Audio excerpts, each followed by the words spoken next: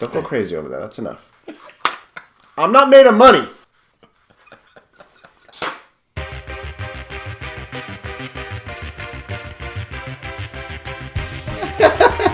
Hey, Nick. Hey, Joe. How's it going? We're back. I'm a drunk nerd. I'm a sober nerd. And today with us is our friend Dustin. Today, Episode 15. Wow, we're really at 15? Yes. Holy crap. What movie are we going to talk about? Today we're talking about Glass. Glass. The third movie in the trilogy that is Unbreakable, Split, and now Glass. All by M. Night Shyamalan. It's actually a trilogy, 19 years in the making. Yep. Unbreakable came out in 2000. Cheers, by the way. Cheers. Cheers. So today I am drinking, I've decided to cut out the middleman, but I am I'm drinking vodka and Pedialyte because I know I'm going to be hungover in the morning. When they say drink responsibly, that's what that is. I cannot drink any more responsibly than this. What are the beans drinking? Iced tea of my own brewing. Today we our project. You can tell that we've been doing this once, twice, 3 times a total. 3 times a total. For this episode, because we're talking about glass, we're doing stained glass. Nice. On theme. Very nice. Yeah. We're each going to make our own mandala. You can make your own window stained glass mandala. I have a feeling, which is why we laid this down. Obviously, as usual, we have not opened these. We don't know what's inside. But there are bottles of paint. Let's time this mess, Joe. We should warn everyone that, as always, we're going to cover every single spoiler. Oh, wait. Important thing. Yeah. Ooh, can I? Yep. Can I? Do the honors. Dustin, as the guest, what are your first thoughts of the film? Your overall general impression. I liked Glass. I liked it. Did you think it lived up to your expectations? No. That's sad. Were you what you would call entertained by it? I was very entertained by it. So let's look at our we have 4 designs. 4 designs, 2 of each. Well, let's do one of each design, and each one of us picks randomly which one we're going to do. I don't want to do that. Fair enough. All right. This is how we're starting. This is what's going to go on to with work. life. So yeah, which is what I thought. Or you want to change the color, quickly wipe off the paint before it dries. Oh, we should get paper towel. Boom! You know what? Nicholas, that was amazing. Get to it. Let me ask you, Dustin. Yes. Joe asked you if you enjoyed this movie, and you said... I liked it. Did you enjoy it the way it was meant to be enjoyed? Well, I didn't direct it or write it. Wait, we only invited you because we thought you wrote and directed this movie. They all get captured before the first act is done. And you can't have a bad guy get captured, whether it's the good guy with him or not. Well, it's like the bad guy got captured. So why do I care what's going on at this point? But I don't think that was the focus that they wanted to put all their attention on. Nice! When Sarah Paulson's character arrives, right? Dr. Staple. Dr. Ellie Staple? Dr. Ellie Staple. She arrives. She starts doing all her... who cares? And then she tells Samuel L. Jackson, we know what you've done. We're going to watch you. We're going to put up hundreds of cameras so you can never get away. Why tell him that? Not only why tell him that, why 10 years later? He hasn't tried anything in a decade. Why are you setting up cameras? It's more than that, isn't it? Like 18 this renewed heavy security on him, right? It's such a like a crowbarred in, well, okay, we've got to have some way for there to be cameras there, or else this entire device isn't going to work. I guess we got to just jam it in, and you can tell that where the film was actually going was to have all the cameras and all the main final exposition be at this tower that they kept talking about over and over. This is when Dustin learns that I ruin everything. It was decent. I don't know, he's changing the tune all of a sudden. Does anyone remember any of the specific times where I was literally the only person in the theater giggling? Laughing? Yes. Yeah, I noticed it On many immensely. occasions. In my opinion, his loudest laugh was Mr. Last Name Glass. At that finale, the cops were getting dragged behind the cop cars, and you're just going, bah! And I wanted to be mad, but at the same time, I was like, God damn, that's so corny. All I care is that I brought Nick down to my level. It's taken me a year and a half, but Nick is like, ha ha ha, films are dumb. And I'm like, yeah, this show's over. My work here is finished. The dark side. This will be the last episode of Drunk Nerd Sober Nerd. Thanks for joining us. Hey, I was here for the end. Anya, what's her face? The girl from... Casey. I need to speak with him. Oh, cool. We'll put you in the room with him. I'll just sit that behind was you. one of my points. Casey wants to talk to Kevin. She can't talk to Kevin. Okay, she can talk to Kevin. That fits in with the plot of the group, whatever the hell we want to call them. Because if their whole plan is to actually like neutralize them, if she could bring out Kevin and neutralize the Horde, that does actually follow. She's a tool. Yeah, that does actually follow suit. It's happening more and more these days, but I love when sequels to movies that are so far out from the original movie when they use the same actors. Now, Bruce Willis is one thing. The son? But the son. Yeah. The same exact Really? Yep. actor. Is he? They even flash back in Glass. And I thought maybe, like, if it wasn't, maybe they were CGing. Well, that's pretty cool. I didn't know that. I freaking love that. Wicked.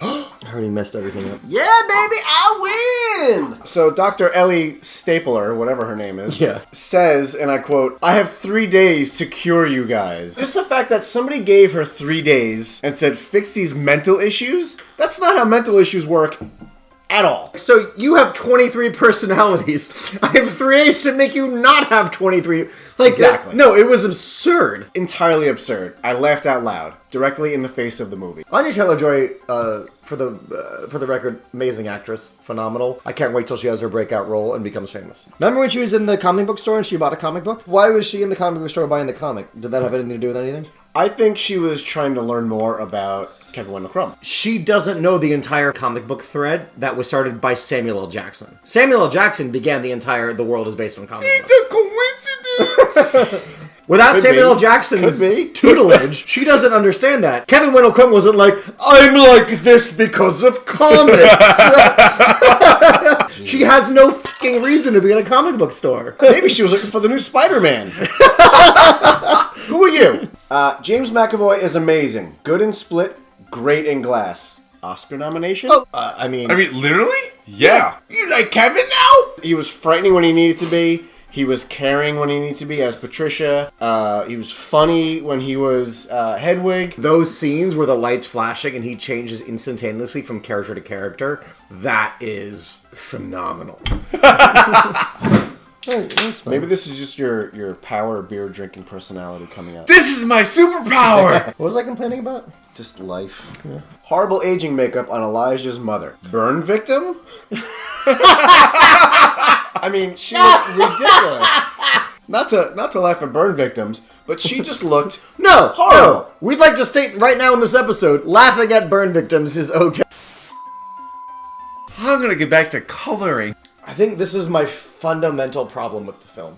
That the whole twist of the film kind of crux on Samuel L. Jackson's line of like, this isn't an ending, this is an origin story. That felt like that was the kind of crux of the film. And it ended with, I call the crap sidekicks, releasing these videos to let everyone know, and then not have anyone else come out. That would have been the great moment. That was the thing the film was missing, was then all of a sudden a bunch of YouTube videos of like 17-year-olds bending steel, of 80-year-olds like flying, anything.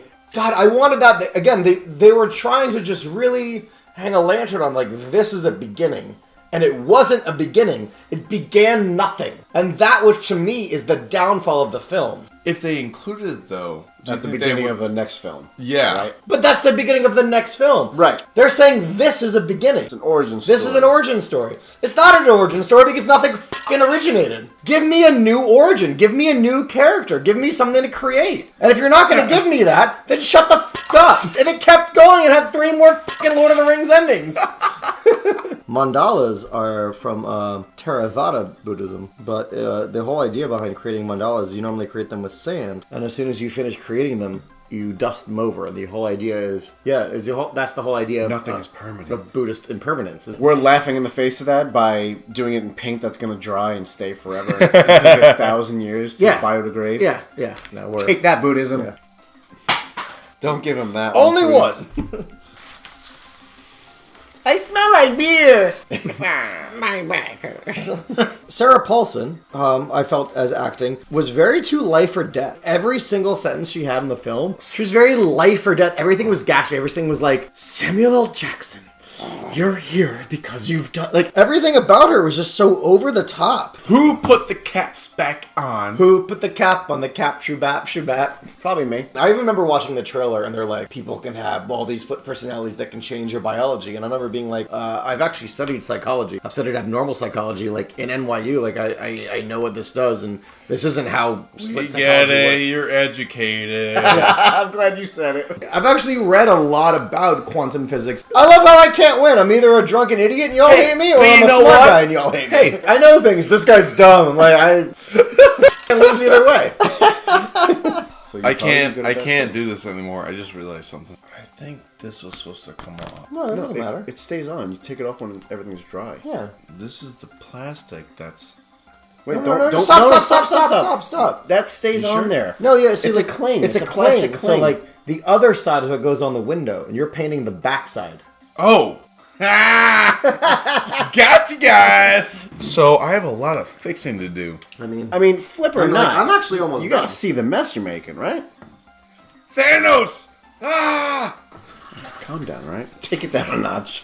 Do you think any of the other three characters, the son, Anya, or the mom, the sidekicks, should have had superpowers at the end of the film? I mean, genetically speaking, either the mother or the son should have, maybe. Like, especially what they had done with Anya Taylor-Joy in the last film was just so leading up to something interesting. And then she spent the whole film just like, Kevin, I love you. We're not quite sure, aside from Stockholm Syndrome, why she cares about him. Why wouldn't you literally not care for Kevin? Kevin was the guy who... Sort of trapped in his own mind. Yeah. Yeah. Like, I felt for him. Watching the second film, like, there was something else building. But it would have been so much better. It's like, if there was, again, something else deeper. Not just so service of, like, my uncle touched me, your uncle touched you. Murther! Yeah! Yeah! You fucking nailed it!